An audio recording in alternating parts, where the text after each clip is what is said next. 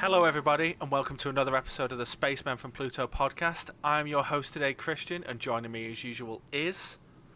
Ben, Dan, and James. And as you can see, I am live at the Oscars. wow, the glitz and glamour.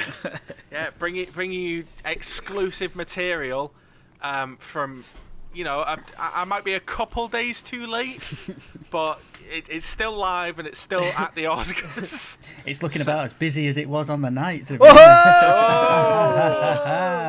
We So love it was to a see joke. it. About the Oscars being very minimal this year. Anyway, carry on. Sorry, Christian.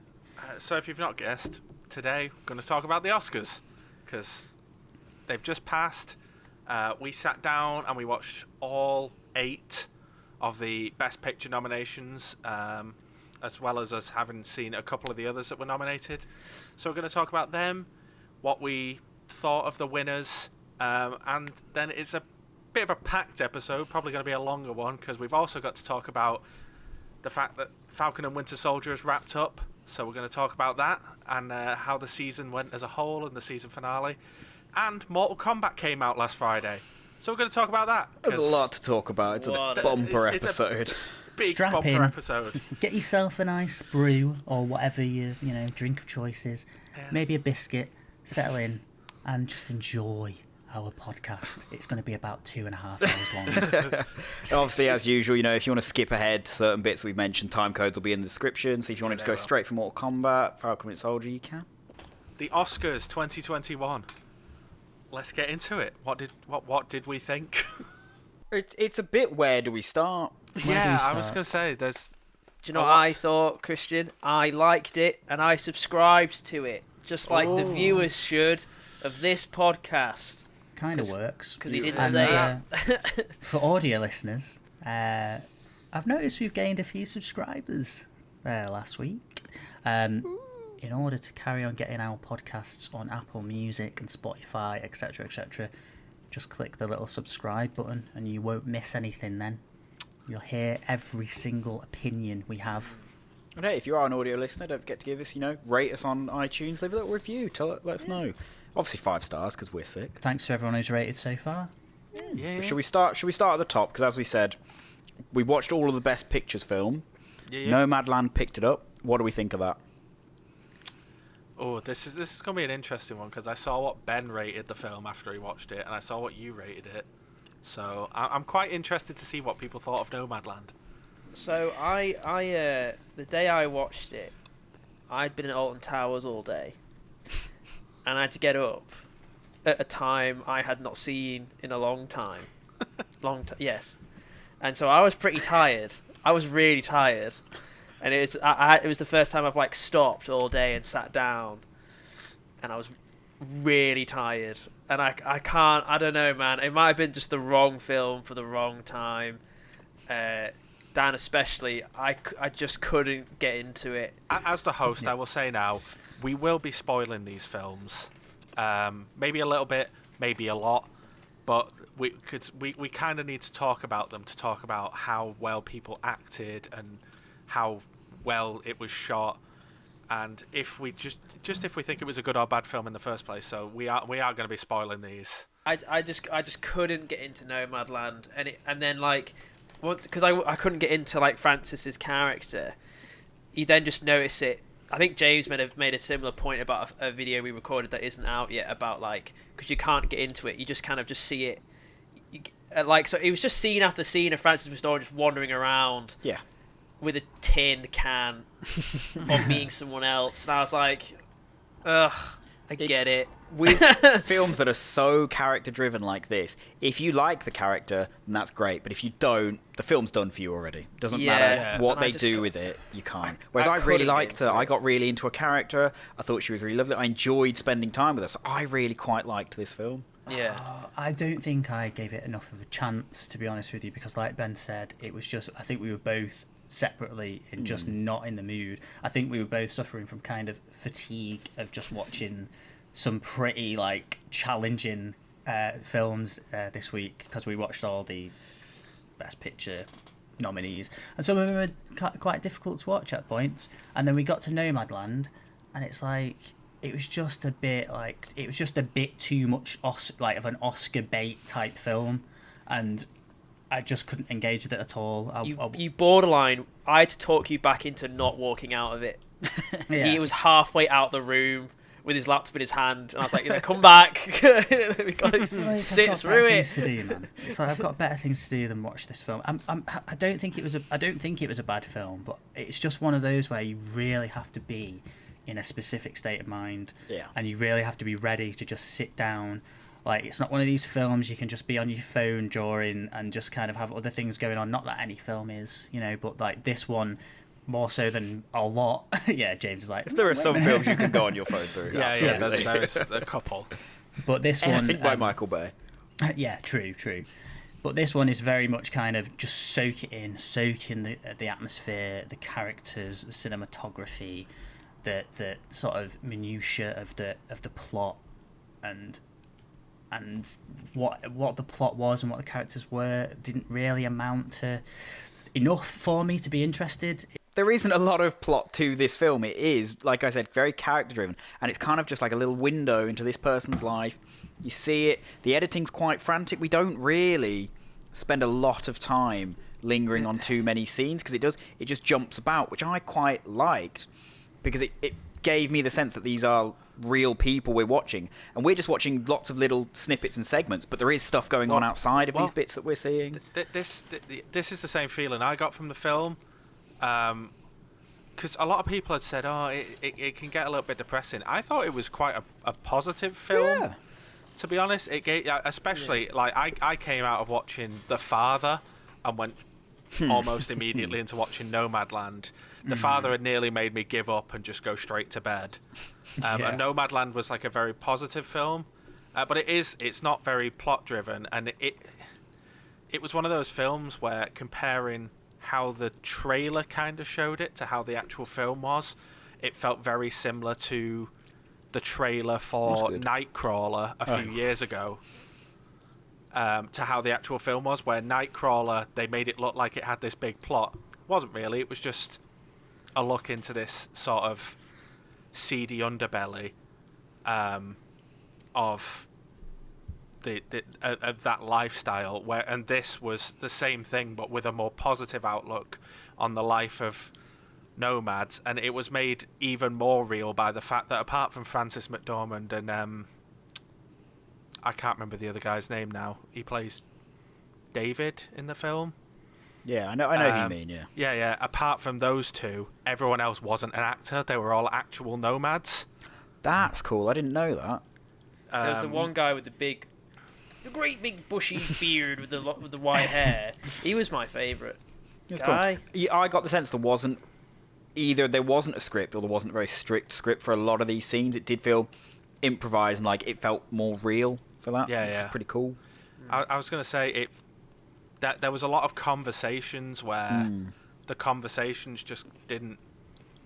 They just seemed to be random conversations, and it was clear that that's because they weren't using actors, so they didn't try and get them to act. They just got them to do talk. What they'd normally do. It was. I think that's why it was kind of off-putting for some reason, because it was almost a documentary. Yeah, I did get that. I literally, I think at one point I thought it's like, it feels like they've taken a documentary but made it into a film, which was quite cool. It's weird that, because I think even you said, Dan, just watch a documentary. I thought, that's what I said. Mind. Yeah, I just said just make a documentary rather than this. But whereas this was great for me because I'm not a huge documentary fan. I like a bit of fiction structure to it, so it was great for me.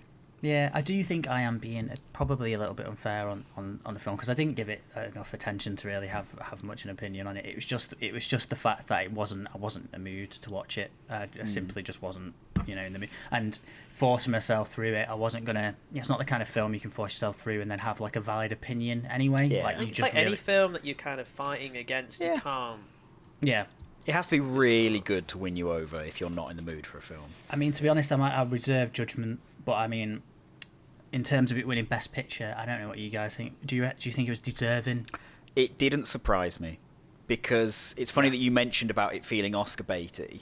When I was watching them up to it, literally, I think before I watched this film, it was the next one I had, I remember thinking, what's really great is none of these have felt like they're desperately trying to win an Oscar. And then I started this one, I went, this one does feel like it is going for Best Picture, but it feels more like the classic Best Picture. So when it won, I was like, it makes sense. I'm not surprised. It's not what I would have given my personal sort of favourite or Best Picture to, but it doesn't surprise me that the Academy gave it. I was going to say, I feel the same way, but going around you guys, who would you have given Best Picture to? Because for me, by far and above, I liked most of them, if not all of them. But I really had a great time watching Trial of the Chicago 7. I really liked that film. I love films that are sort of based on real events, so it's got a tick for that. It's a good film, like I don't think anyone can argue that. And it's also quite funny. Like Sacha Baron Cohen and his partner in this have some really good comedic beats. Yeah.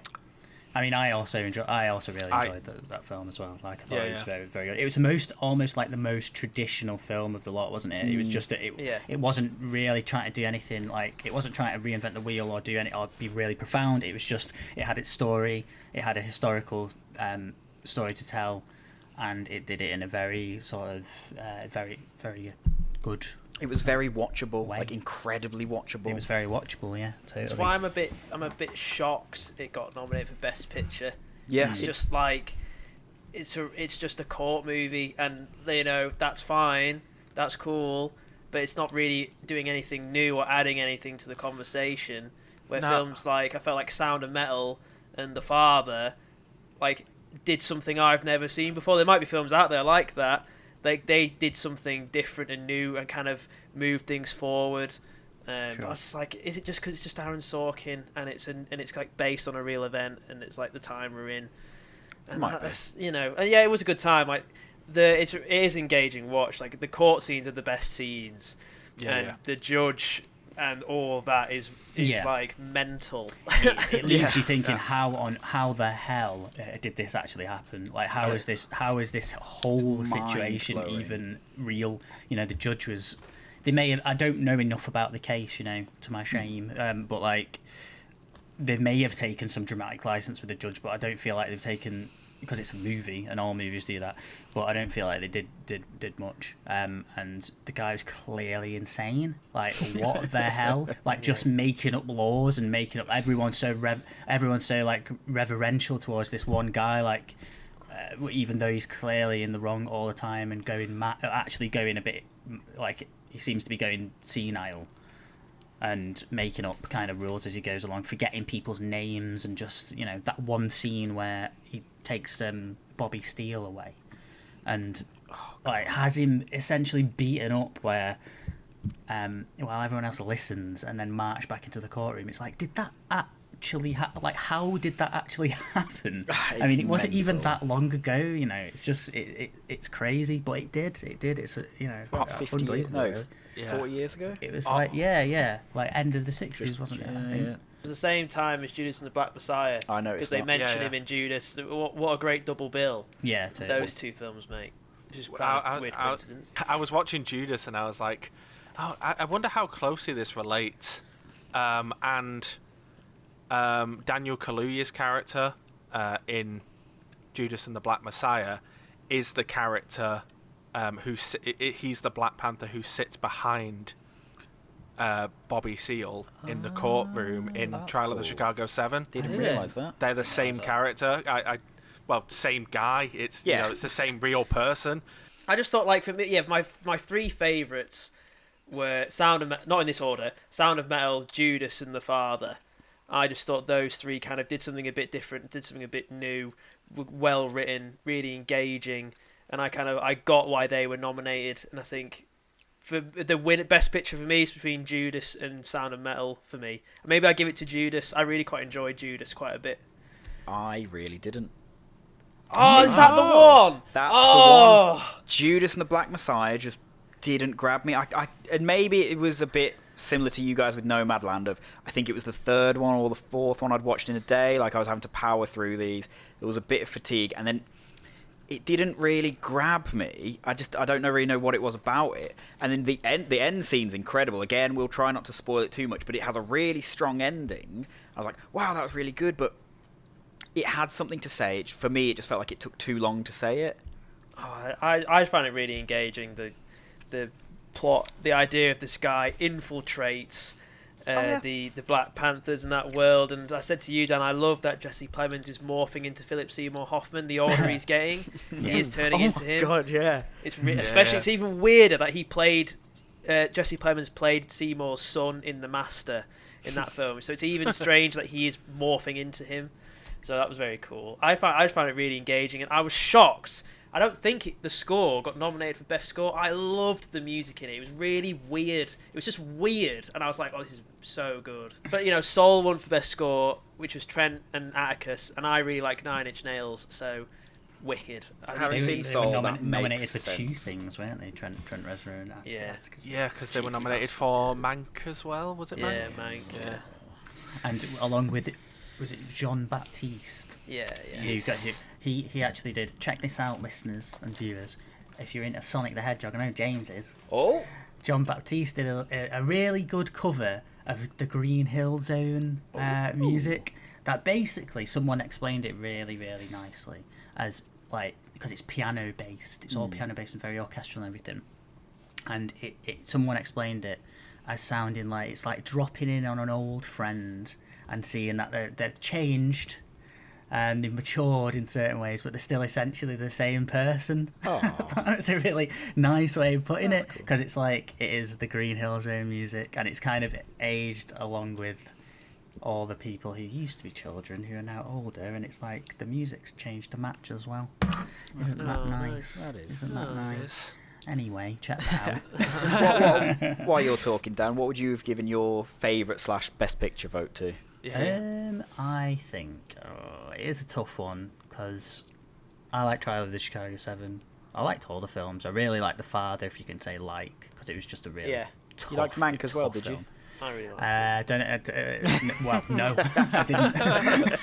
Because we watched that so long ago, and we've sort of marathoned the rest of them so close together. I keep forgetting it was a Best Picture nomination. Yeah. And the fact Mank has more Oscars than Citizen Kane. Wow. Says it all, doesn't it? Gross. Did you hear about, sorry to slightly digress, but did you hear that Citizen Kane no longer has 100% I did.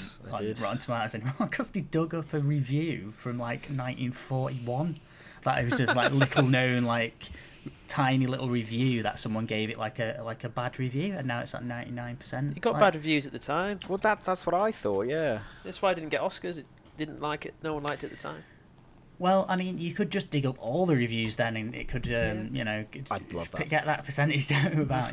Just the idea of just the idea of, because if they do dig up all these bad reviews, it then drops below something that's widely regarded as being bad, but for some reason was higher than some people expect. Citizen Kane now has a lower rating than Transformers 3: Dark Side of the Moon. If that ever became a thing, it would just be mental. It's why that Rotten Tomatoes it's just a farce. It's just stupid. Yeah, of course. It's a really stupid way of... anyone can change the rating. You get enough people to downvote it or upvote it, and it makes it 100%. Or if 2 people vote on a film, it makes it 100%. It's just daft. You can't listen to those things, I don't think. Well, going back to what I think the best is, I'd have to go with Sound of Metal. I think that was probably my personal favourite. That's fair enough. I'm not sure really why. It's you can't really quantify it with these films. It's there are certain little things that might appeal to you, and with Sound of Metal, there was just the vibe all the way through it that I kind of enjoyed or sort of connected with more than the other films. It was I really enjoyed Riz Ahmed's performance. The fact he learnt sign language for the film is one thing, but he was also really good. He was also just generally really good, and kind of an interesting kind of complex sort of character, post addiction. You don't really see someone who's at that. I did think throughout the film that he was going to have like a relapse, and this was going to be like a linchpin of plot or something like that, and it was going to go down that route, but it didn't. It was just an aspect of his character, which, you know, he's past that point in his life now, and, you know, he and you see as the next stage how he deals with sort of becoming deaf, and how he deals with like becoming a new person, like as a result of that. But yeah, it was I don't know, it was the one film that was the closest to making me feel you know, slightly emotional. An emotion. An emotion, yeah. Any emotion. But it's like, 'cause it's quite a personal story. It's not like big scale by any means. So if it resonates with you, like it just clicks more with you. Yeah. Like you were saying then, I feel like there were a couple points in the film I was like, oh, I didn't see that coming, but in a good way. It never felt unnatural. I was never like, oh, that's come out of nowhere. I didn't see that going down there for a reason. It felt unpredictable, but never like it didn't make sense. It always felt like a natural progression of where these people would go. I'm so happy that Paul Racy's the actor, the head of the deaf community, that he got nominated for Best Supporting, because I just thought his performance was so good. He was really good. Maybe he should have won. Maybe he should have won. But yeah, that's my that's my I think Sound of Metal, I think, should have won. I'll close off and say that I think I'd agree with Ben. Mine would either be, I mean, I loved Nomadland, but mine would either be Sound of Metal or Judas and the Black Messiah, because I really adored both of those films. I mean, Sound of Metal, one of the best things about watching that, and again, I've mentioned this before, because of how I watch films, I tend to sit and watch them with headphones on. I can imagine that's an experience watching Sound of Metal like that. Sound of Metal, that it definitely deserved to win sound design and sound editing and all that sort of stuff. Because did it win Best Overall Editing as well? I think it won Best Overall Editing. Yeah, I think it did. Yeah, it did. I think I thought it won both. Wow, wicked. Yeah. Yeah. It definitely deserved all of that, because the sound editing, especially with my headphones like on, turned up to full, it really helped get across what he was feeling. Like every time they played the sort of whine and dulled out the noise, you really got the effect of like how his hearing was dampened. Because before I'd seen the film, when I saw it had won Best Sound Editing at the BAFTAs, I was like, seems a bit weird that, because, you know, I thought they'd have just either muted the sound or muffled it, which doesn't seem like impressive sound design when you think about it. But as you were watching the film, like the ringing of the tinnitus and the muffle and echo and everything that went into making it sound authentic, and having his hearing degrade as the film went on, it just really added to the experience of that film. And like I get that it, you know, it's come from him being a drummer and doing all this, but to me that was really scary, because I assumed that it was going to be a thing of while he was on stage it went, but the idea of he was just having a conversation, laying some things out the table, and his hearing just went, I was like, that's terrifying. The idea that could just happen to you in like every day. Yeah. Shout out to his drum ability as well. Well, this is the thing. He, like you mentioned, he learnt sign language for this. I don't know if he knew drums before, but he learnt them. He acted deaf. It's a mad performance that he's put on, and he had to do a lot for it. Mm-hmm. Could we argue that he was snubbed for Best Actor? That's a whole other conversation, because we have to talk about that whole like farce that happened at the actual Oscar ceremony with the best actor. It's caused quite a big stir over the past couple of days since the Oscars happened, as to whether Anthony Hopkins deserved the Oscar. Do you know why it caused a bit more of a stir in terms of its structure as well, James? Because you said off camera you haven't seen you didn't watch it. No, I only looked at results. I didn't watch any ceremony. I've heard something about people feel like didn't they leave it till the end, and they felt like they purposely sort of baited will Chadwick Boseman win it or not? And they feel like they sort of used his death to kind of get people more interested. I think they took a gamble. They took a gamble because they apparently Yeah, so traditionally the best picture goes last because that's Yeah. what it's all building towards. All the Right. awards are part of the element. The best picture is last. And that's how you end the show. And so this year they said, they went best actor goes last. Yeah, and so the producers of the show that do the awards, they don't know the results apparently. So they took a gamble and hoping that Chadwick would win, and then it ends on this somber note that Chadwick has won it. And they gambled and they betted and they failed because Anthony Hopkins. So it's not like won. an intentional then. No. Then No, it's but a gamble that's backfired. It was just kind of like Yeah. the whole ceremony was just a bit weird, and that was like that capped it off. He Because wasn't even there as well. yeah, exactly. It was like the whole. Oh, night Anthony is- Hopkins wasn't there. No, he was Right. he was in Wales. You can't really blame him because for a start, I think overseas travel is overseas travel even allowed? Like, I don't think they'd be allowed just to go to the office. Didn't he He's give an old his man. Yeah, I was going to Yeah. say, didn't he give his speech the following day? Yeah. He left a little message on one of his social media accounts or something, but like the whole thing was like, let's put best picture, let's put best actor last, and Joaquin Phoenix comes out, clearly not exactly thrilled to be there, but As he was normally isn't. yeah, exactly.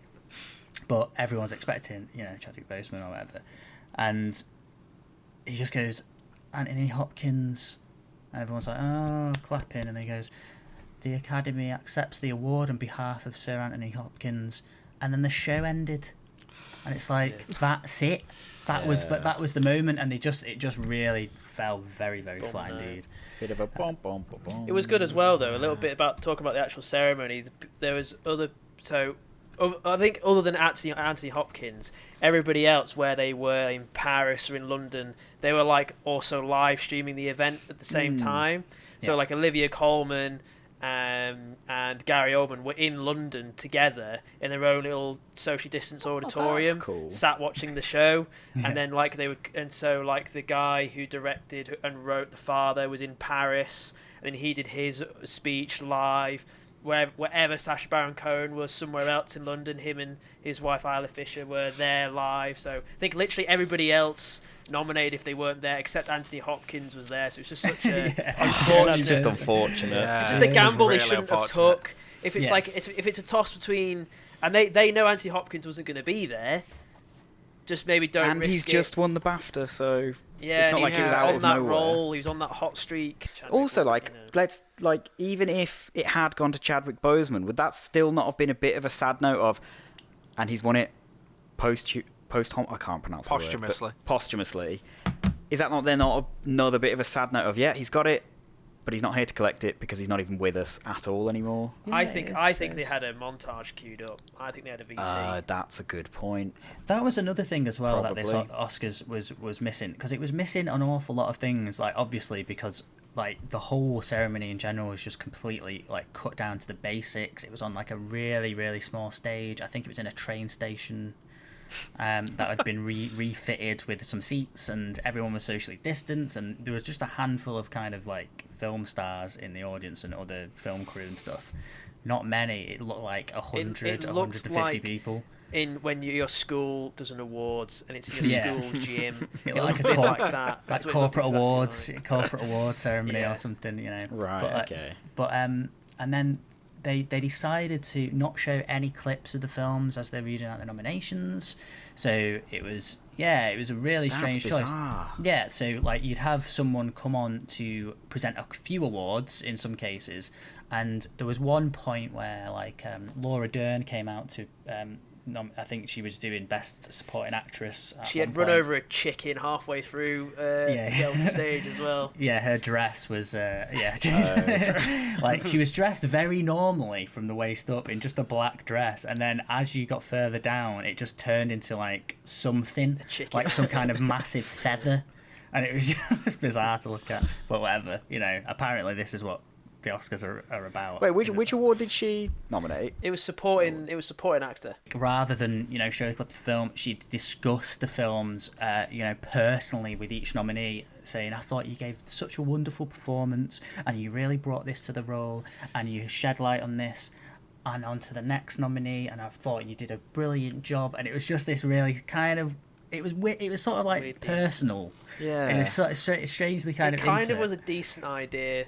It just was But it's strange. not done very It well. was like a decent idea to focus on them. Yeah. But I saw a great Yeah. point where it said in the year where these films aren't available and aren't in cinemas, maybe you should show the clips to kind of get people a bit interested in these films that they've not seen. That's a good point. Yeah. Especially like the acting ones and like the cinematography, the visual. Well, that's the all the visual thing. stuff. I was going to say, particularly with visual ones, then with acting ones, don't they normally show a snippet of the acting that got them this award? Yeah, yeah. But while we are Exactly. talking about lead actor, it is a murky one because Anthony Hopkins, he puts on a great performance. It's a really good portrayal of being senile and dementia and that confusion, and it really brings you into his world. I don't know if he does enough to beat some of the others. Like Riz Ahmed, I think, had to do a lot more for his performance. He had to act deaf. He had to learn sign language for that performance. It's incredible. I know you guys haven't seen it yet, but I watched Ma Rainey's Black Bottom today, and I would like to absolutely take back any time I said, "Oh, I'm a bit worried that they might just, give it to Chadwick Boseman as a thing of, oh, because he's dead, we'll give it to him." If he'd earned that, if he'd won that, he would have fully earned it. It's a really good performance and has multiple scenes where I was like, oh, he's acting right now. He's not just, oh yeah, I'm doing this role. Like, he really gives his all in some scenes, and there's some really good moments from him. Yeah. Obviously a really talented guy, and it's just such a shame what happened to him. Like, That's the other thing. It's like, it wore off a bit, but particularly the first few times he comes on screen, I'm just like, oh, I'm just sad. Yeah. Like, it's just really upsetting. Yeah. I honestly had no doubt that, because, unfortunately, actors, actresses pass away all the time. I have no doubt that the reason that he was nominated for a reason. It wasn't just, oh, well, it's sad that he's passed away, we'll just nominate him for the last film he was in. I absolutely knew that he was going to put in, like, a hell of a performance, and I'm looking forward to seeing it. Get it watched. It's so worth it. It's further proof that it's not just because he's died, because the film got nominated for a bunch of stuff and won a bunch of stuff. And won a bunch of stuff, yeah. So it's not just about, oh, he's dead. Yeah. Is it? It's Yeah, further. yeah. It's, you know what I mean? Yeah, Speaking yeah. You're totally of right. its nominations, I am baffled how it didn't receive a Best Picture nomination over Mank. Like, how Mank got nominated over this film for Best Picture is so confusing to me. Well, you know why? Old Hollywood, Citizen Kane. Well, to not yeah. nominate the film that was to do with Citizen Kane. See, just to... I remember at the time when Christian was saying, when we found out about Norbit, it's like, as soon as anything gets nominated or wins, it gets plastered over everything. As soon as you open Disney Plus now, it's like, Soul, Oscar-winning film, Nomadland, Oscar-winning film coming soon. Like, they love to roll this stuff out as soon as it comes about. I was going to say that was where that was how I got some of the spoilers for the Oscars, because I will say I tried to watch the Oscars. I was very tired. I fell asleep in the pre-show while they were talking about, oh, look at what this person's wearing. Oh, Didn't care. Fell asleep. Abysmal. Oh my god, that was horrible. It was awful. Like you should Channel be, E, wasn't it? It was the just Channel E. It was awful, and it was like, oh, we're going to talk about what dresses everyone's wearing and what suits everyone's wearing. It's like, no one cares. That's not why we're Americans shouting over each other. Actually, over they weren't what all she's Americans. They weren't all Americans. Oh yes, well yes, Dan. Detective Dan. Detective, yes. There was a lady on there who she had a bit of an American twang, but there's also something else, a little bit of spice in the accent. And I was like, I bet she's from Manchester. I bet she was born in Manchester. And I did a little bit of research, and what do you know? Got it right, mate. Got it right. I identified a fellow As if you managed to Mancunian. pick up like a Mancunian twinge among all these Americans mad. You can shouting. just tell, mate. You can just tell. That's It's quite like, impressive. you can just She tell. did one elongated me, and then he's like, can't take the Manchester out of the girl. We can get the girl out of Manchester. So that was good. I got my entertainment from that section at least. Then nowhere has any footage of the Oscars. The Oscars YouTube channel, nothing on it.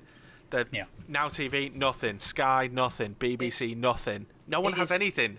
It's shocking, especially when every year the viewership goes down. The day after, there's no clips, actual official clips of the show, and the repeat on Now TV or isn't anywhere. It's insane. All the videos on YouTube, it's just the highlights. It's the same highlights for a minute and a half, the same 10-second clip. Yeah. The latest episode of Line of Duty did more than the Oscars. And it was a very good episode. Line of Duty is kicking off. Things happened. It was left on a really good cliffhanger.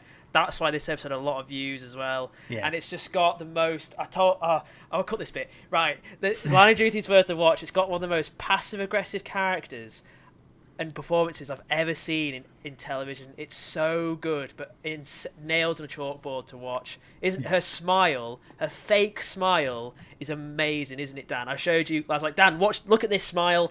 It's... Yes. I don't watch Line of Duty, though.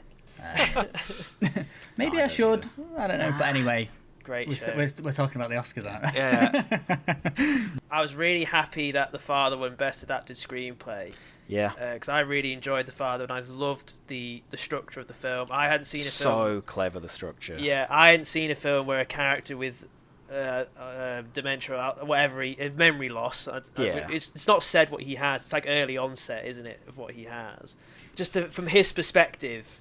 And the use of it's so cleverly of done. of the memories and how it was so really well done. It's horrible. I got a question for you guys though. What is Borat 2 adapting? I thought this. What did that adapt? I was so confused because that's another one where Ma Rainey's Black Bottom has been snubbed. That's based on a play. Yeah, so why is Borat 2's subsequent movie film what did that adapt? being nominated for? Like, that's so bizarre. Was that definitely nominated for adapted screenplay? Yeah, because Regina King had to say the entire film. So Regina King was like, "Right, here we go," and she listed off like 6 names. And then the whole film, it was pretty good. That was a good. What moment. on earth? Does it count because it's a sequel? Is it because it adapted? Like their notes, or or like from the first film. They adapted the fact that it's a pandemic. I really don't know. They adapted to the fact it was a pandemic. So what we did is we filmed some stuff and then we adapted it into a film. It's really bizarre. I kind of loved it though, but it was strange. Very strange. Yeah. While we're on about screenplays, Promising Young Woman picking up Best Original Screenplay. So good. I'm so happy for that. Well, that film's I think next week, we'll talk about these films more in depth. Yeah. That film, I still don't know what to think about that film. I don't know what to make of it. I'm very happy to get into this film. Yeah. I do keep going backwards and forwards and changing my letterbox reviewing of the film. What are you changing it between, out of curiosity? A 4 and a 3.5. Okay. I think that film as well, it's now in the UK available on Sky and Now TV. So I think if you are a weekly listener, if you can try get it watched within the next week, I think we'll properly dive into Promising Young Woman next week because there's things I just don't know what I don't know. I don't know if it deserves an original screenplay. I don't know. You reckon? Okay. Yeah, I don't know. Because as another thing of saying maybe do watch this if you want to listen next week. For me, a big thing is the ending, so we're gonna have to do spoilers for it. Yeah. And you should watch the lady the woman who wrote the film, directed the film as well, James. Wow, she's posh. Good lord, very posh. It was, and apparently she plays Camilla Parker Bowles on The Crown. Makes sense if she's that posh. That's cool. But man, she was watching acceptance speech. Like, wow, very good. God, I feel like I can't believe I've won. Oh my, like C-3PO, like won an Oscar or something. Were there any other, maybe not big ones, or just any other awards that you were shocked by or think didn't deserve to win? I thought one thing that was really weird, I think a lot of people have made this point, but Best Supporting Actor was a really strange category because you had this really strange situation where Daniel Kaluuya and Lakeith Stanfield. Yeah. Here he is. Whey! There he is. Like I don't really understand because Lakeith Stanfield was the main character of that film, and they were both put as supporting actors. Weird. With So no leading weird. actor in the film. I think I was going to say I think the main reason is because they do both get a lot of screen time. I mean, Lakeith Stanfield definitely gets more screen time, which he's to the me main character. make him the main character. But the fact that he is the Judas and Daniel Kaluuya is the Black Messiah, maybe they were just like, well, they're both part of the title, so they both supported each other. But I would then say that makes them both lead. Yeah. That's what I would say. Yeah. There was a big worry as well that the two of them would split the vote. Yeah. And that somebody else, like a Riz Ahmed, would win it because they have split them and not put them in separate categories. Yeah. But it's like the supporting actor hints that there is also a leading actor, and there just wasn't. There were So two who are they supporting supporting? actors. Yeah, exactly. They're supporting So- Todd from Breaking Bad. Very, very odd. And you know, arguably, Lakeith Stanfield put in like a more interesting performance. I would agree. I would. Lakeith Stanfield did a very good job, but I was as soon as I finished that film, I was like, yeah, Daniel Kaluuya's won. See, but my thing is here, I think Lakeith Stanfield had to do more for the role, whereas Daniel Kaluuya is solid, he's good in that, but there weren't really any high scenes for his acting, I thought. I wonder whether part of it is, I'm fine with him winning this award, because I'm very happy for Daniel Kaluuya to be an Oscar-winning actor. So part of me is like, is that part of it? They're like, this guy deserves an Oscar, so we're going to give him one. I do feel like it's one of these cases where it is kind of a collective Oscar. It's not just for his performance in Judas and the Black Messiah. It's for all of the previous performances that have like been Black Panther. Oscar nominated that I he think hasn't won for. I think it's a bit different. That's a bit different because he hasn't got a solid body. He's not Leonardo DiCaprio where that was like, it's not let's give him quite. an Oscar. I feel like this is a bit of like, because he just kept winning and winning and winning. Maybe that's a bit of it as well. It's like he really deserved it, but nobody beat J.K. Simmons in Whiplash. He won it every single award show and just kept, and it just kind of, I wonder if it was a bit of that, like, oh well he's going to win, isn't he? So I'll vote for him. I wonder if that was a bit of it. It's like you mentioned, Ben. I think the other one in my mind that was in contention to beat him would have been Sound of Metal. The Paul Raci. Oh yeah, the owner of the deaf clinic. He was really good. And again, to avoid spoilers in case no one's watched it, there's a particular scene in that where at the end of it, I'm like, oh man, he is acting at this point. While we're on the topic of Best Supporting Actor, Minari picked up Best Supporting Actress, and I'm really quite happy with that because that was probably my favourite part of that film was the grandma and the grandson's relationship. Like it's such a nice, just little family film. They've got the dynamic down so well in that film. Yeah, that's kind of exactly why I was like, should it be a Best Picture contender? Because it's just a nice little film about a family trying to farm. And I think that's why I liked that it was Best Picture, because it's smaller scale stories getting a show. Yeah. I don't mind that. I was like, I thought Sound of Metal was a small scale story. It kind of had moved things forward a bit. I thought Minari's just like, it's just a family drama. It really reminded me. I didn't actually watch this one all the way through either, because by this point I was just completely done with slow paced Oscar films. But what I did, I reckon I probably would quite enjoy this film if I did sit down and watch it. It's solid. It's solid.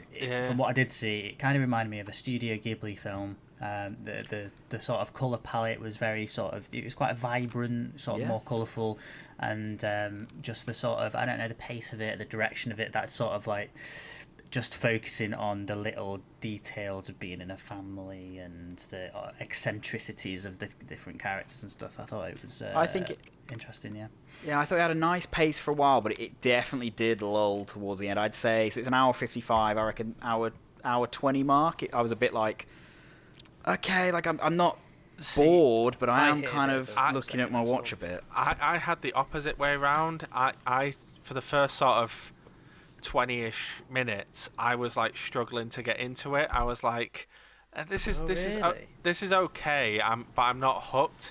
And it was when the grandma turned up and the story sort of shifted and the family dynamic really got introduced that I was like, okay, I'm very into this film now. And we can all agree the family friend the religious family friend was the best part of the film, right? He was mental. Where's his Oscar nomination? Outrageous. He was great.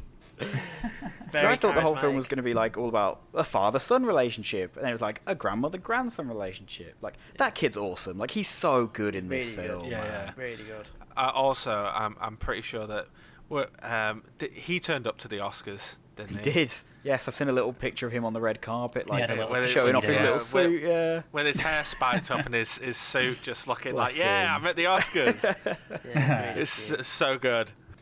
I wonder at what point they decided to call it Minari, because I feel like they just made a film and went, we don't have a title for it. This'll do. I think the significance is that's like, because the first scene where David and his grandmother like go down to the creek and she starts explaining to him what Minari is, that felt like the crux of the start of their relationship and like the beginning of the unfolding of what the actual plot to the film was. Yeah. I say plot because again it's another one where it's a very character based film, and while it does have a plot, it's more focused on the family dynamics. It's more about the relationships than the plot. Yeah.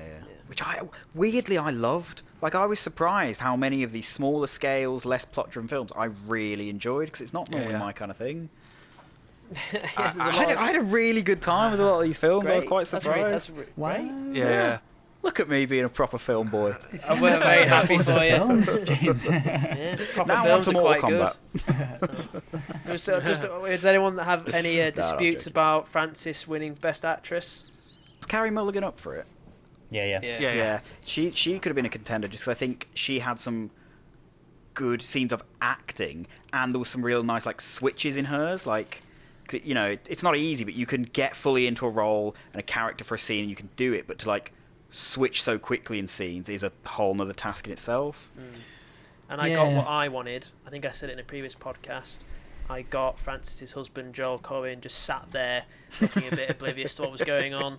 And there's a bit where he's just sat there and Francis McDormand's just doing a wolf howl, and he's just there sat there just watching his wife just being weird. And I was like, yeah, that's what I wanted. It was great. I did enjoy Carey Mulligan's performance though, for sure. Yeah. It was creepy and other stuff as well. I don't know if this is a bad way to describe it, but it was almost it was very successfully the super sympathetic sociopath. Yeah. Like, there was clearly some stuff she was doing where it's like, this is very questionable. Maybe crosses the line at some point. Maybe crosses the line, but also she is the sympathetic protagonist. Yeah. Where it's like... And you're kind of rooting for her, right? But like, it's just this really, you're going along with it, but you sort of, it's like you're going along with it begrudgingly, but still on a side. It's really odd, kind of. I don't think me or Ben either quite knew what to make of what was going on, because we were there with her the whole way, But like, still, it's kind of like. I don't know. We'll talk about this next week. I was going to say we'll talk about this next week. I wonder whether part of the reason it went to Frances McDormand is that because Nomadland got Best Picture, and that is her film. Usually, yeah. So it makes sense. Like, she won that Oscar because it's all about her, that film. So it makes sense to give her the Best Actress. But it does mean that currently she is the only actress to have three Oscars that are all Best Actress. All the other actresses who have 3 awards, it's like 2 Best Actress and a Best Supporting, or 2 Best Supporting and a Best Actress. That's and pretty stuff impressive. so she's the only one to have 3 main, and if she can get another Best Actress, then she would equal Audrey Hepburn. She can do it. Yeah, she can do it. I haven't actually seen a single one of her films. I didn't know she was another actress. I thought this was some new name. She's been You've not seen Fargo? I've never seen Fargo. I've not, mate. I've not. I actually haven't seen Fargo, so this is one for down the line. Ben, just get over it, mate. Get over it. But I did see 3 Billboards, which was the other film she won her. Missed that one as well. You have seen her in something, James. She's in the 3rd Transformers movie. She is. There you go then. Ceremony itself, like, because there was less people, and they kind of focused on one presenter for sections. There was less like horrendous banter between some of the presenters of the awards, so that kind of they got on with that. Yeah. Although the in memoriam section, right? Somebody accidentally put that on ×2 speed. Oh. Didn't they, Dan? Well, it was a really, really, really strange choice that they went with, because they basically chose number one, quite an upbeat. I think it was Stevie Wonder, wasn't it? It was like a pseudo acoustic version of a Stevie Wonder song. Yeah, and it was quite. I think It had quite a fast tempo to it for a start, which might have worked had they not decided to also make the in memoriam pictures of each person who had passed away that year match the beat of the song. So like you had one picture for one bar, so it was like one person 2 3, another person 2 3, another person. It was like people had gone in a flash. It was like crazy, and some people didn't get the same amount of time. So some people were there for like half as much, or in some cases a quarter of as much. Like in situations at the end of like a passage of like towards the end of a chorus or whatever, they just did like 4 really quickly, almost like a drum fill. It's like 1 2 3 so 4, and it's bad. like who the hell? Honestly, that's on YouTube, and you can go and watch that. Look that up. And it's like, what are you doing? Like, seriously strange. Is there any element of we lost more than normal this year? So they were like, we've got so many we need to blow through. Well, them. here's the thing. Even then, James. choose a longer song. Give them more time. Yeah, but here's the thing. They spent much more time on some really silly skit. Where who was it, Ben? I can't remember the guy's name. He's in Get Out. He's the comic relief character in Get Out. He's in the TSA, and he's also in Judas and the Black Judas. Messiah as the kind of creepy pimp-looking guy.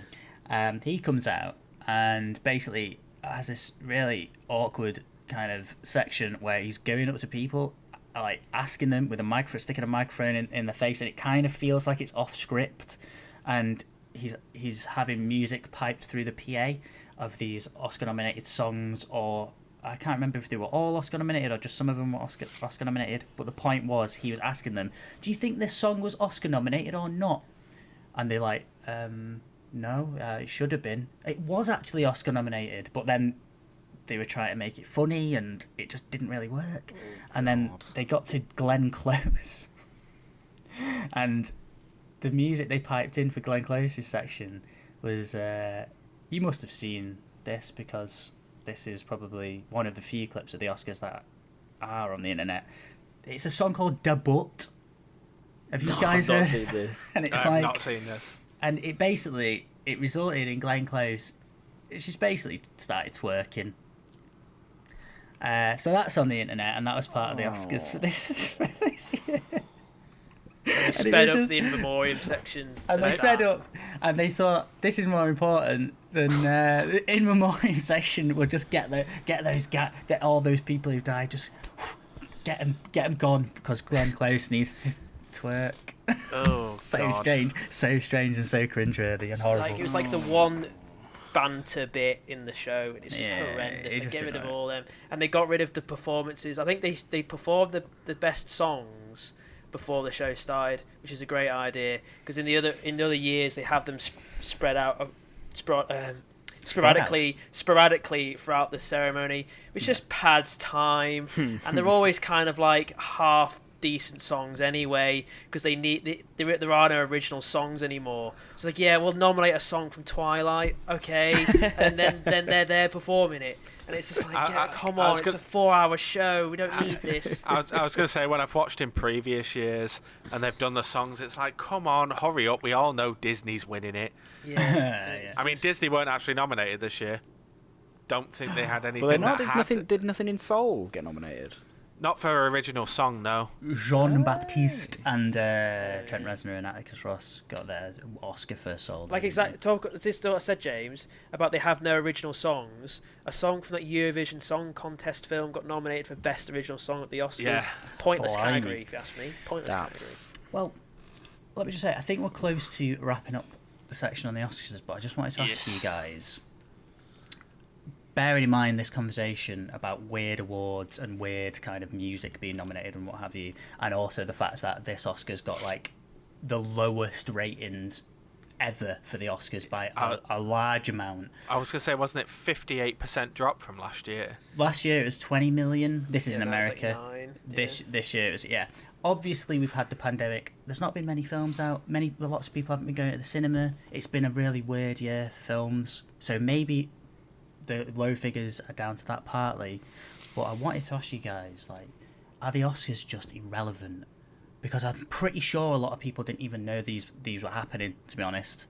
Whereas before, they used to be a big cultural event. Now it's like, what is it exactly? Does it really work anymore? Does it need revamping? It's maybe the beginning of the end for them, maybe. Yeah.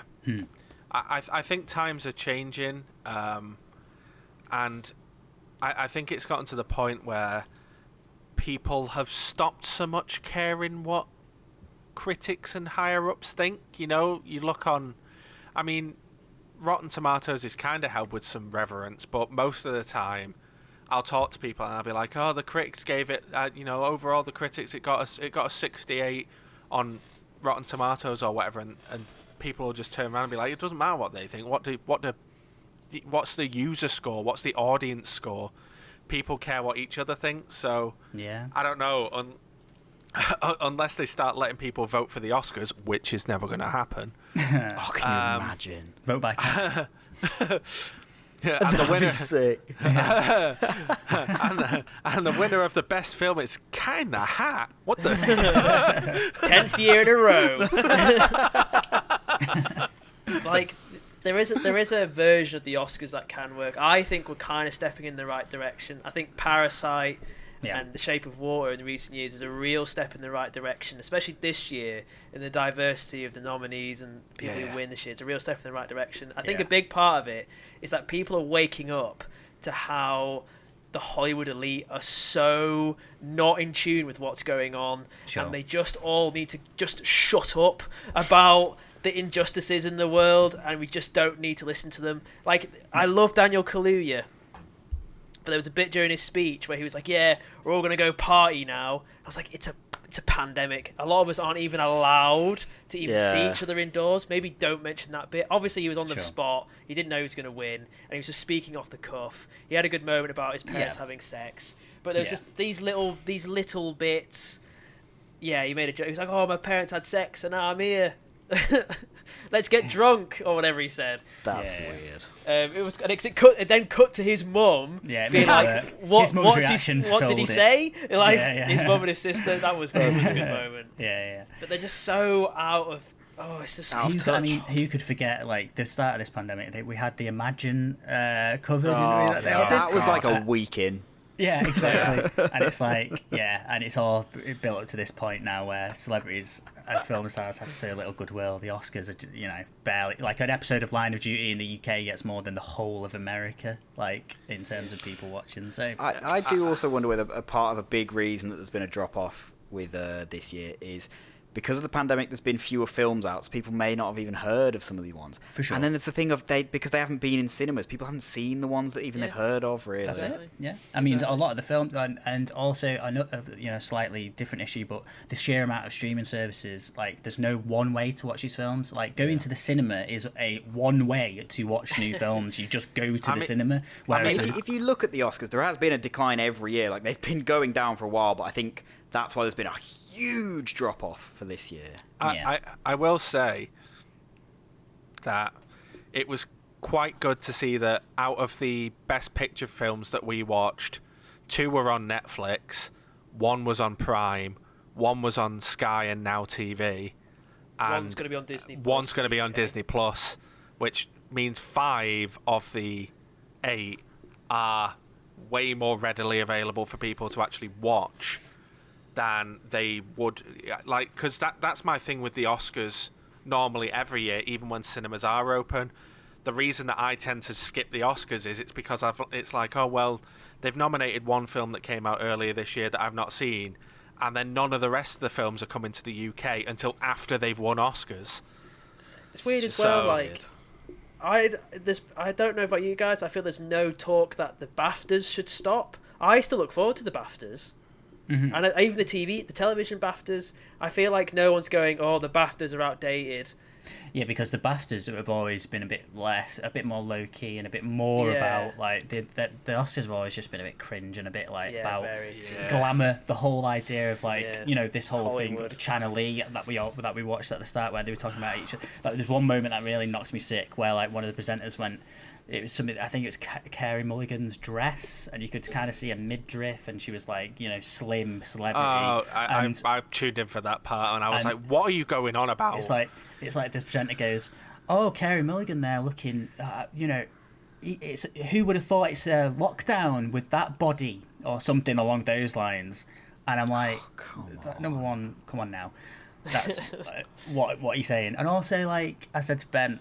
She's a multi-millionaire with like a team of like trainers, and like she doesn't have like obviously like she's not going to imagine rolling up to the Oscars like a lockdown bod or whatever you want to call it. It's like I do think that's an aspect of the Oscars that's they're gonna have to scrap that whole thing, because this whole like, oh, look how glamorous and rich these people are, it's not really washing anymore. Whereas before that was a big selling point in the Oscars. It's like, oh, I wonder what they're wearing, they're so glamorous, I could be like that one day. Like now it's just not gonna, like, people are catching on to the fact that like it's not really gonna happen. They're never going to they're never gonna be celebrities because it's a rigged system basically.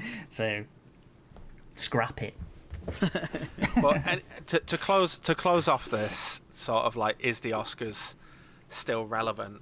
I do think that for people like us who are like very invested in film and love watching films and love sort of learning about film and even making our own, I do think that the Oscars is still sort of very important for celebrating that.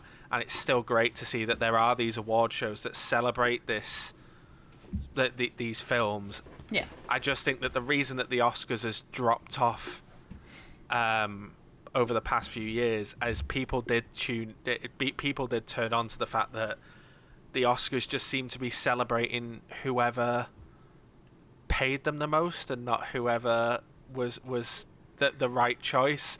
And over the past few years, they have started rectifying that, and the actual deserving films and deserving sort of participants have started winning. I don't think that any of those that were necessarily paid for were undeserving. It's just, I don't know. I think people did start sort of saying, well, why should a bunch of old white men in a room pick what film's the best of the year?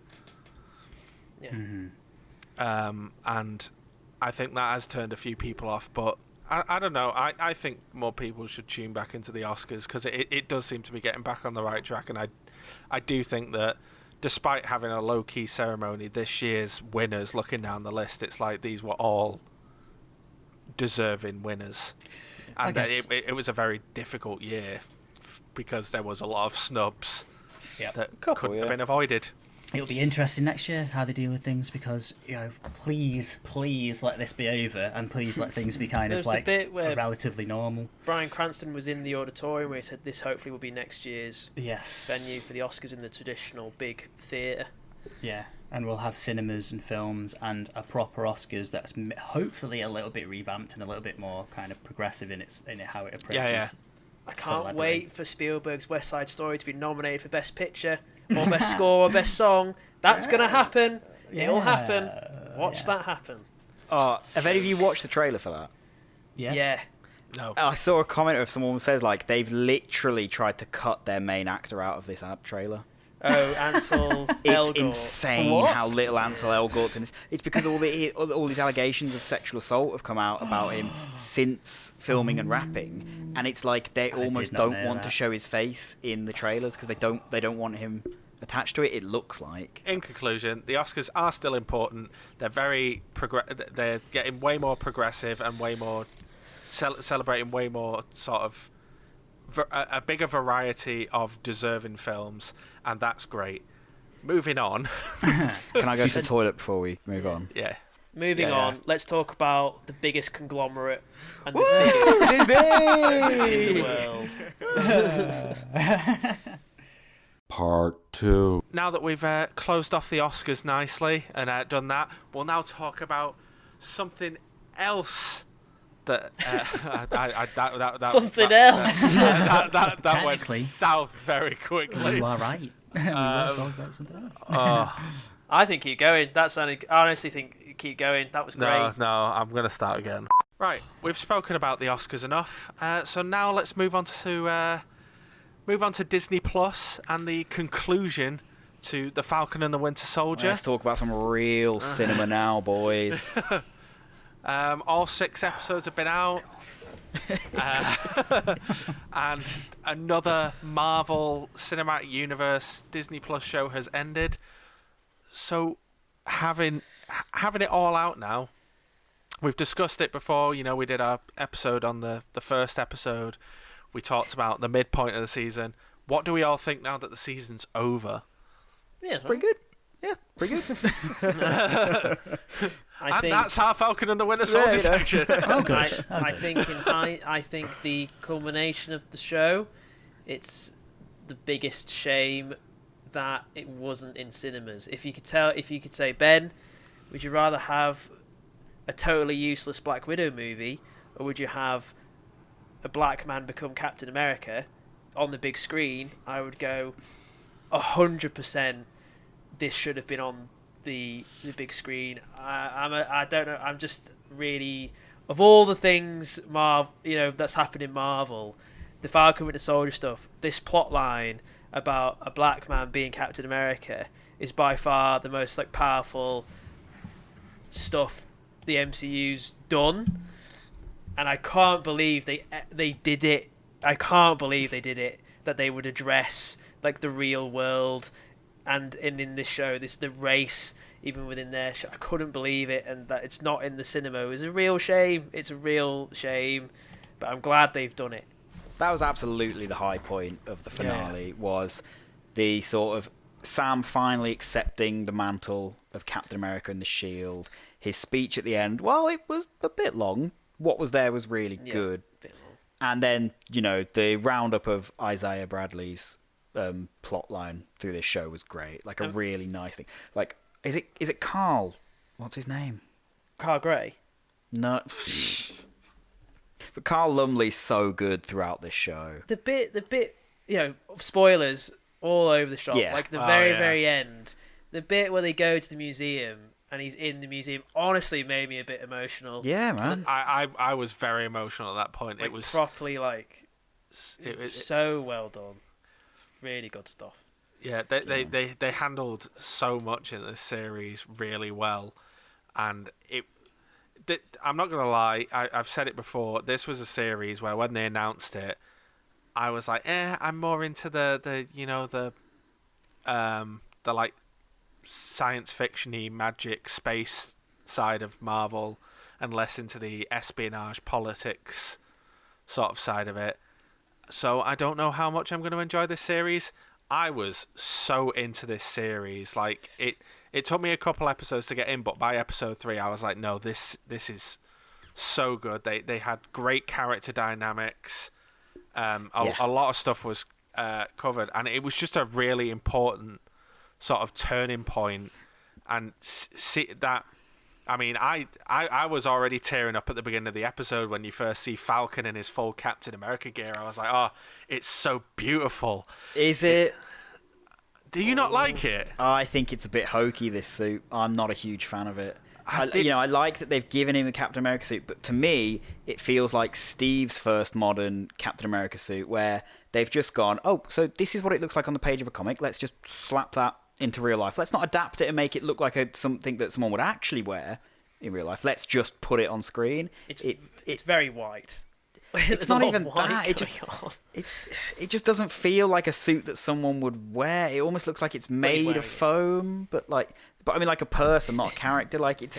Yeah. I don't know. Yeah, like that was a real shame for me. They find yes, yeah, and I wonder whether they've done that on purpose, like made it look like Steve's first modern one. Because the moment would have been so good, but he stood up and it revealed. I went, oh. Well, it's really? like a pit. It looks exactly like his one in the book, doesn't it? Yeah, that's fine. But like, adapt it. Don't. I mean, the only issue I had with it was I do think that there's a couple of shots where like they do close-ups. And the shoulder pads on it are very big and very square, and it makes Anthony Mackie's head look tiny. Okay. So Anthony Mackie, what's his name? Falcon is now the Captain America. He is. He is Captain America. Wow. Yeah. He has the shield. He still has the wings, making him an even better Captain America. Mate, there's some really good action using the wings and the shield. Yeah. I think this maybe is one thing that's a bit of a shame for me with this series, is I was really looking forward to some really good action, particularly with the wings, and it kind of peaked in the first 15 minutes of the first episode for me. Yeah. Especially as far considering as his action went. Most of this episode is in darkness, or in red. It was quite hard to see what was going on, but it's budget, money. Yeah. It's the first time they're doing it. They don't quite know where the level is, and they've done 3 of them. Imagine they put all in the, they did WandaVision, this, and Loki. If they put all the budget into one show, it would probably look really good. So they're finding their feet, aren't they? Yeah. The other thing is, apparently with this last episode, there was a lot of dubbing and swapping about of stuff because they originally had a whole storyline for this series where there would be a virus. Like an almost pandemic level virus that the government were holding back vaccines on for refugees, and after current events they decided to drop that entire storyline, redub and reshuffle the episodes. And thank goodness they did, because I could not be arsed watching something else that's based around a pandemic. No, I think in hindsight, I don't know if this whole thing about the Flag Smashers being super soldiers was actually relevant, and I think it kind of lessens that Steve is special because he's a super soldier. I think they need to kind of keep it being quite rare. But first of all, they're gone now. People. Like, they are all dead. So that but they can easily just write that there's another batch of 20 in a crate. But I think what this show did well was that it showed that while, yes, anyone can take that serum, it showed how special Steve was to still maintain who he was. A good man, not a perfect soldier, whole thing. But I mean, literally, that exists. The serum exists. But that's not what makes Captain America special. It's not his strength in muscles. It's his strength in character. I was going to say, it's also another thing that was pulled from the comics that people, basically, like with Iron Man, where other people are constantly trying to make their versions of Iron Man suits to use for their own purposes. In the Captain America comics, it's always been a thing of people are always trying to replicate the super soldier serum in some way. Yeah. To try and create their own Captain America. There's another point I want to make as well. I'm not a huge fan of like people that aren't super soldiers or aren't superhuman using Cap's shield, because it's just, come on, it's a bit silly of this insane metal disc being flown at you at speed and you can just catch it. It's a bit silly. Catching it when it's been thrown is a bit iffy, but like they make a point of its.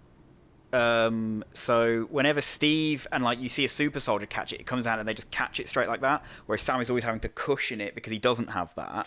So there's little bits of it. It's just a bit. But they also make a point in the first Captain America. They make a point of this, like it's very light. That's why it's so special. Like it's super strong but super light. If it's coming at you at speed, it's still a flying disc. Ben. You know, vibranium. Yeah, but there's just basic. Vibranium. Basic laws of physics. Vibranium. It just makes it a bit less. Again, it just makes it a bit less special if this Logan Paul Captain America can just learn how to chuck a frisbee. It just makes it all, and everybody's a super soldier like Captain. It just makes it a bit less special. I get what you mean. But I will say, absolutely called it on Sharon Carter being the power broker. I don't think anyone was surprised by that. This was very much a reveal of, and there it is, cool. Yeah. My dad, what do you guys think about it? Oh, a quick thing. My dad said he's in like episode 4 or 5. He said, "I bet we're never going to get that mortgage plot line resolved, are we? With his sister trying to get the mortgage done, and we never do." No. But they fixed the boat, Ben, and they made friends fixed along Yeah, the way. I was going to say they fixed the boat, so it's kind of resolved because they didn't need the mortgage. Yeah. They'll still have to sell that boat. They- That was my dad's biggest takeaway from the show. The mortgage plot I think it's a shame that like, it was such a big thing at one point and then just got forgotten about. Yeah. yeah. What was the question? The original question? What do we think of Sharon Carter being the power broker? I don't care.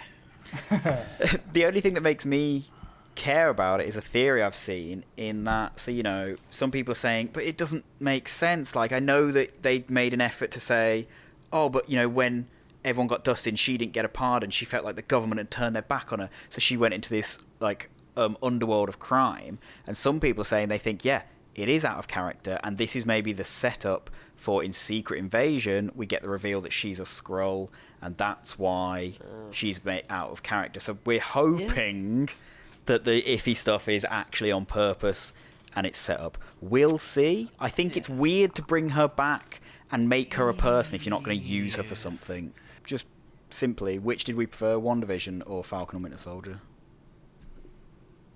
Well, personally, for me, it was WandaVision. I think I'd agree with you. I think I preferred WandaVision. I liked the new styles. I know I just said we need to be careful with all speculation, but I felt like there was more of a week-to-week talking about WandaVision and discussing it, whereas no one was really talking about this one nearly as much. WandaVision was doing something different, wasn't it? Yeah, that's why I loved that. I was very much interested in that aspect of like, what's it doing? Like, it's playing around with the format. It's being a parody of all these sitcoms and stuff. That was interesting to me. I think it's very hard to compare because WandaVision was like a supernatural mystery that played around with its format, whereas while Falcon and Winter Soldier was more straight-laced, it had a lot more to say. Like, it wasn't as mysterious, but it we now have Anthony Mackie as our new Captain America, and a lot has been resolved with Bucky, and it had a lot more to say as a show than WandaVision did. WandaVision was quirky and fun, whereas this, they're very hard to compare because they're two very different shows, despite being like, part of the same universe. I completely agree with what Dan said about it did something different and tried something, but like but even then I wasn't asked. I don't really care, but at least Falcon and Winter Soldier had like the Isaiah Bradley stuff was really good, really engaging, and I was like, I'm not bothered about Wanda with all these people that are fake and these kids that don't exist or whatever. But then it was something else and something different, so it's like, Yeah. I mean, I would say WandaVision because, like I said earlier, I'm more invested in that sort of side of Marvel. I'm more invested in the weird, supernatural, spacey, magic stuff than I am the techie, political stuff. But Falcon and Winter Soldier, I would say was equally as good. Like, if someone said to me, "Oh no, I preferred Falcon and Winter Soldier," I wouldn't be like, "Are you stupid?" I'd be like, "No, that's fair. It was a great show. They were both equally as good, and they both soared in different areas." I think the WandaVision's like second act was way better than Falcon's second act. When it got to them just running around after the flag smashes, wasn't as interesting. I think maybe, bit, yeah. But the first 2 episodes of WandaVision are just like whatever bilge, as Dan says. I loved it all. WandaVision wasn't interesting until when you followed Monica for an episode. For me. Yeah, I think and the first episode of Falcon with the Soldier I found was the best episode for me as well. I think I might agree with you, which I think is a shame. Yeah. Oh dear. It's a shame when you two agree. I think my favourite episode of Falcon and Winter Soldier was 4. Which one is that was the that one where that's the one where he caves the guy's skull in, isn't it? Yeah, that's cool, man. Good stuff. Some of the super soldier stuff. Oh, that's one thing. Like, there's not much to say about it, but the opening to see episode 5, where it's Falcon and Bucky stealing back the shield from Wyatt Russell. Great fight scene. Really cool. Enjoyed that. Yeah. For Nice stuff someone, in there. for It's someone good in who's Civil not, War. for someone who's When not, they did it then. Sorry. Nah. Falcon wasn't in that one. For someone who's not actually, watched this, really, would you recommend it to me? Yeah. I think Would you say it's worth it? so. Is it worth it? I'd Is say it worth so. a watch? I'd say Will so. it win me over as someone who's not massively into Marvel? I'd say, like I said, it's got a lot to say, and I think that it's going to create a very interesting and exciting dynamic going forward in the MCU. It's not as good as Line of Duty, so I'd watch Line of Duty now. Ben, did you want to talk about Line of Duty? No. Oh. The finale's next week, so if something happens next week, Okay. we'll go from there. Carmichael and all that. Yeah, very good. Very and, good. The guy who says Mother of God a lot. He's Ted in it, Hastings. And the girl from Trainspotting, who's now a grown Davidson. woman. Oh, Yeah. Ewan McGregor. Ewan McGregor's in it. Yeah. He looks a bit different though. Since we've just finished talking about Falcon and the Winter Soldier, we'll now move on to another topic that we've previously slightly mentioned, but Mortal Kombat is now out. It's on HBO Max. It's in cinemas in America. Hopefully it'll come to cinemas over here. I think we'll get it. I reckon we'll get it. But we all sat down and watched Mortal Kombat. So let's have a good old discussion on what we thought of Mortal Kombat. Because I'm very interested to see what people thought. Obviously, I've mentioned before in both our Timeless and Trash and on previous podcasts that I'm a big fan. Some of you are lesser fans to have zero knowledge of Mortal Kombat. So I'm interested to see what people thought. I think the biggest compliment I can give it is that they, from my knowledge, they did nail the game characters. The adaptation rather well, and the people who played them seemed pretty good to me, seemed fine to me. Kano was a delight. I really liked Kano. You might say he stole the show. Oh. Yeah, I think an argument could definitely be made for that. Yeah. I thought it was decent. I thought it was decent enough. I thought you've got to nail the characters, and most importantly, you've got to nail Scorpion and Sub-Zero. And I thought they really, really did. And I thought the drama of the Scorpion Sub-Zero stuff worked the strongest. The first 10 minutes is really solid, I thought. The really first good 10 minutes is so good. I liked it. I think it's a good film. I think it delivered on having good fight scenes and good action. It did what it needed to. I don't even really know the games that well. I know basic things, and even I could recognise some of the things that they whacked in. I think it's a solid video game adaptation. Good fun. Yeah, I think. Dan? I hated it. Did you even watch it? Of course I did. Yeah, I watched it. I kind of enjoyed it. Yeah, it was very, very silly. It was just, I agree with you guys. The first 10 minutes was really good. It was very, I got Ghost of Tsushima vibes from it, very, very much so. I thought we were going to spend more time in that time period, and unfortunately we didn't. But it was okay. It was okay. The rest of the film, the main character was basically just a blank slate. There's nothing to him. It was just us, put into a film. Why wasn't it Liu Kang like the original? It should have been Liu Kang.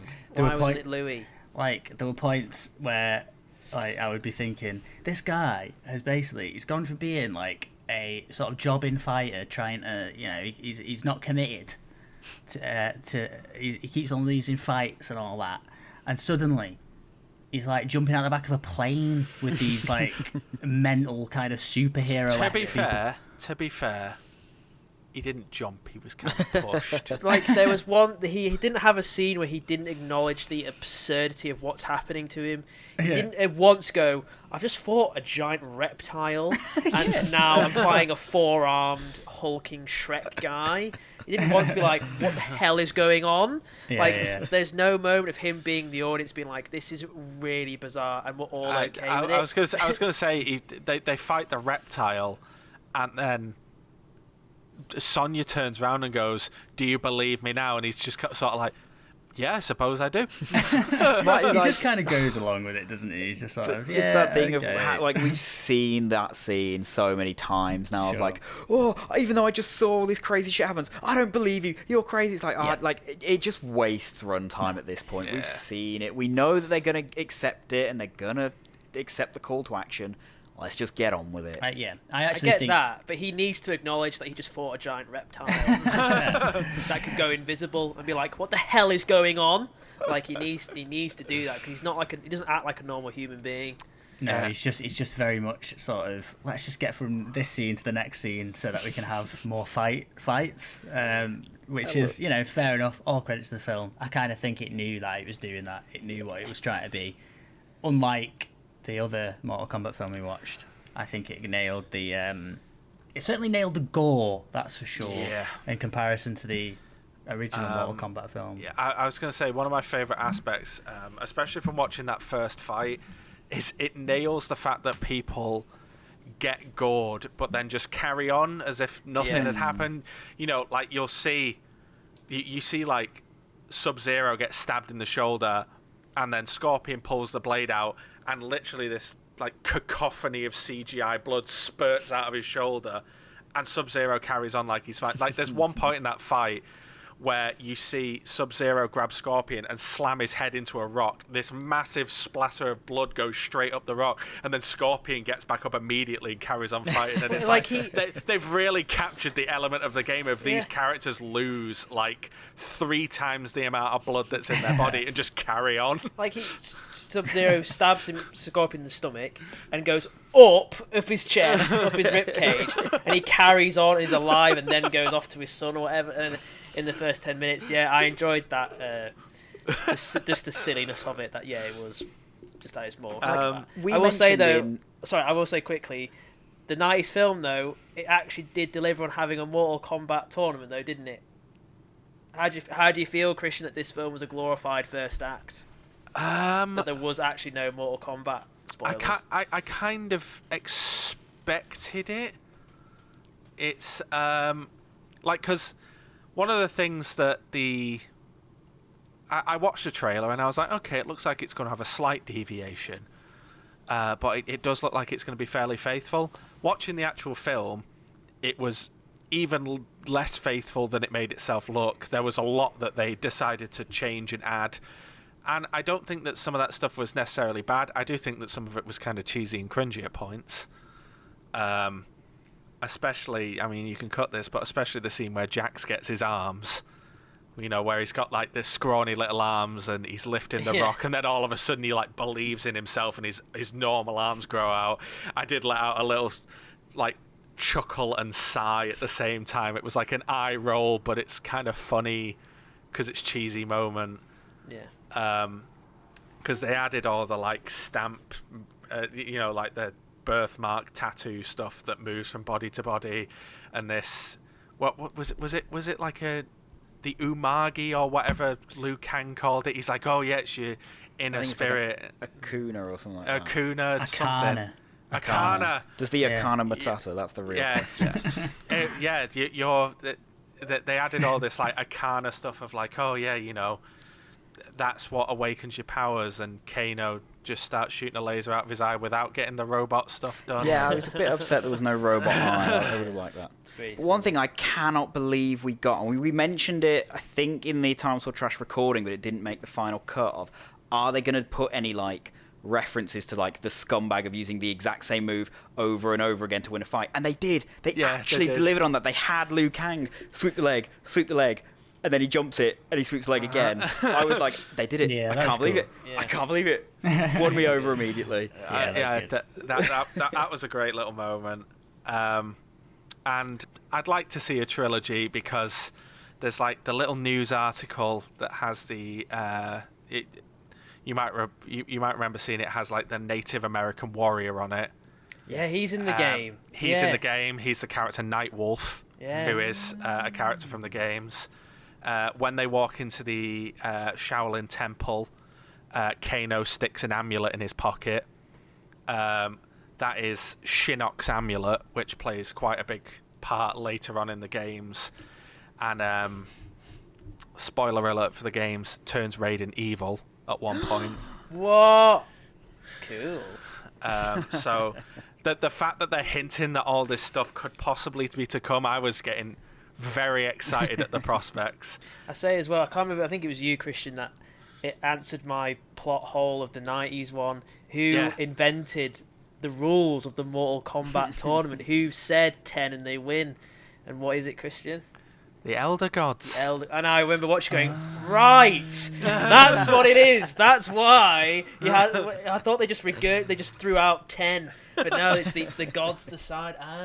One thing this film did deliver on, and it delivered on it way more than I thought it would, was it delivered on fatalities. Because at first, when they introduce it shows them all in Outworld, and it shows Shang Tsung on his throne, and it introduces like Cabal and Sub-Zero and a bunch of the characters from the game, and then they're like, oh yeah, and then we've got this big guy with the hammer, and this woman flies in with bat wings, and I was like, man, they are D-list characters. They've literally introduced those characters to be killed. Nice. Mate, that what's his name with the frisbee hat? Kung Lao. That Kung Lao fatality was sick.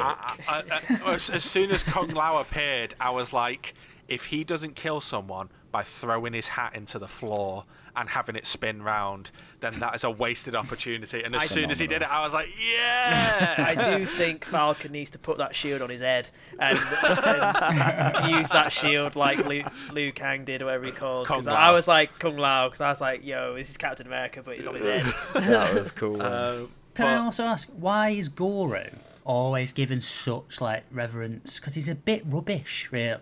Like Goro is lit. Got 4 arms, doesn't he? He's got 4 arms, that's it. Basically, Goro, or Prince Goro, Dan, he's... Sorry, I was really disrespectful. Prince Goro of the Shokran, basically... Shokran is basically the reason that Outworld keep winning the tournament. He is the champion that keeps killing everyone. That's why he's given such reverence. It's like he is the unbeatable, like, Goro. Pre-tournament. Yeah, but he got beaten by the guy who only discovered his powers mid-fight. I'm pretty sure Goro canonically dies more than any other character in Mortal Kombat. That's pretty good. I kind of rate that. So he's always, they always introduce him. Every time they reset the Mortal Kombat story, they're like, and you must face Goro, the unstoppable champion. And then you put a hole in his stomach, and it's like, okay, who's next? Yeah. There was 2 moments from Kano that genuinely made me and Dan proper laugh, wasn't there, Dan? There's a bit where Sonya's like, oh, I've not got the tattoo. And then off camera, you just hear Kano going like, wah, wah. Like, yeah. That was so good. So silly, yeah. And when he called Liu Kang a pussy for having like fire hands. So it's way better than fire hands, you pussy. It's just proper, mate. Yeah, when he got his laser. Good, man. It's like, it's not relevant. It's he gave the much needed comic relief. It wasn't it wasn't Johnny Cash, whatever the hell his name is this time. Though big tease at the end. Yeah, I like this film. It felt like they'd actually made a conscious effort to be like the game itself. I was going to say, I've seen a few people, like Mortal Kombat fans, complaining and being like, it was absolutely trash. And I'm like, I don't know what you're expecting. If you're expecting, like, a perfect, like, tiny detail recreation of the lore and taking it all super seriously, why were you expecting that? Yeah, this was always going to be... Scenes. This was always going to be a stupid, like, sort of... We've picked the best bits of the lore and made it into this ridiculous film with over-the-top gore and fight scenes. And I love the fact that the film ends and you see all of the dead characters, like, fade away. And it's like, they're all going to be back the next film. They've clearly done that because they're like, they're all going to be back the next film because it's like... they're not really dead. It's Mortal Kombat. People die in Mortal Kombat all the time. No one's ever really gone. All comes back to Star Wars. I just think people, need to be a bit more grateful. Yeah. Because you live in a world where your Mortal Kombat game, they've took these characters, they've nailed the transition. Everybody's like race accurate to those characters. There was no Christopher Lambert's Raiden. It's very everyone's represented, and they've done it earnestly, seriously, with good effects.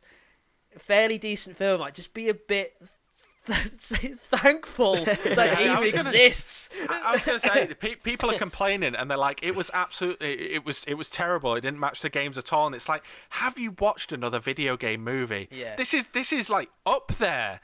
This is up there as one of the best attempts at a video game movie. I think this really benefited from us all coming very fresh off having watched the 95 one, because it's leaps and bounds from that film. Like, there's loads of stuff like that. Like, we get the finish him, we get the give me your souls. Like, there's stuff that even I understood is from the games. It's great, it's fun. And we even get a flawless victory that was actually a flawless victory. I thought that. And like the opening has no English. Great. It's Japanese and Chinese, Mandarin, Nice.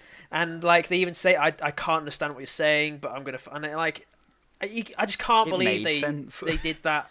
That this Mortal Kombat movies, they speak their language, like, Cool. The soundtrack was like weaved very carefully through. You could hear that little Mortal Kombat theme through, and then the credits hit, and the Mortal Kombat theme remix came in, and I was like, yes, this is the perfect way to cap off this film. Yeah, and they used it like the orchestral version when it's Sub-Zero, and Scorpion at the end, and that's a good fight. It's like, can you just... The biggest issue I had with the film was, like Danny mentioned earlier, Cole as a main character. He doesn't exist in the games. When he finally does get his power's pretty terrible. And is kind of a knockoff of one of the other powers in the game. It's kind of a knockoff of Jax's secondary power, but whatever. And he doesn't really add anything to the story. You could remove him and put Liu Kang in as the main character, and the story kind of remains the same. Have Sonya be the main character? I was going to say, you could have literally had anyone. He doesn't really add anything. He is just sort of this bland sort of... He's basically there to ask the questions. He's basically there to be like, but what is Mortal Kombat? But where are we? But what? He's literally there to ask the questions, and they could have easily had someone else ask the questions. They should make it a running joke with Jax. Every subsequent film, he just keeps on getting his arms ripped off. And they keep coming back bigger and bigger. But just ripped off again in every subsequent film. Speaking of Sonya being the main character, that's one thing that I liked, but it would have been nice if they'd given a line of all these other characters are like, they have to work and train to get their Akuna, was it? Yeah. Akana. To get their Akana. She gets the mark, comes back in the straight sheet, she's got it. It would have been great if there'd been even a line of they go, whoa, you did that quick. And she went, well, yeah, because I'm clearly the most qualified one to be here. Yeah. Again, that's another, like... It's like Kay knows, it's another sort of power that in the games she literally has gauntlets that do that. It's not something that she can just do herself. But what I was willing to let it all slide because they explained it well they explained it well. They were like, this is what an Akana is. This is what the birthmark does. This is how you transfer it between people. And I was like, okay, makes sense to me. But anyway, yeah, there you go. We all seem to enjoy Mortal Kombat for what it was. It was a very silly video game film, and it delivered on being that. I do, like I said, I do think it's one of the better video game films that we've had, and they do seem to, with Detective Pikachu, Sonic, and now this, they do seem to be sort of ramping up the quality and trying harder. Yeah, at least being a bit more accurate. Yeah. Just being a bit more accurate, as well as... They finally seem to be finding that balance between getting people who don't know the games in and getting people who do know them in, and having them both equally appreciate the film for what it is. Hopefully they can find that balance a bit more, and we get even better films coming down the line, and I'm hoping that Mortal Kombat does well enough to get a sequel. I But would anyway, have thought it will. Yeah, I'd watch a sequel to this. I'd love a I sequel. would. Fine. But yeah, You'll have to down for the channel. haha. If you made it through this, well done. It was a very big episode, but yeah, if you want to see more like this, then like, subscribe, comment down below. What did you think of the Oscars? What did you think of Mortal Kombat? What did you think of Falcon and the Winter Soldier? Just talk to us. Talk to us about all this stuff. Come on. We're very Nice. interested in what you guys have to think as well. If there's nothing else to say, which I don't think there is, Tune in then next week for a bit more in-depth Oscar talk, Promising Yeah. Woman, bit of Invincible talk, Line of Duty talk. Who is the fourth man? Who is H? Well, I'll let you know my theories next week. well, your theories will be confirmed next week. So it doesn't, It oh, might maybe be not. confirmed next week. Maybe not. Is James Nesbitt alive? We'll find out next week. I maybe. have no idea what you're talking about. But thank you all for watching, and we will see you next time. Bye. Bye.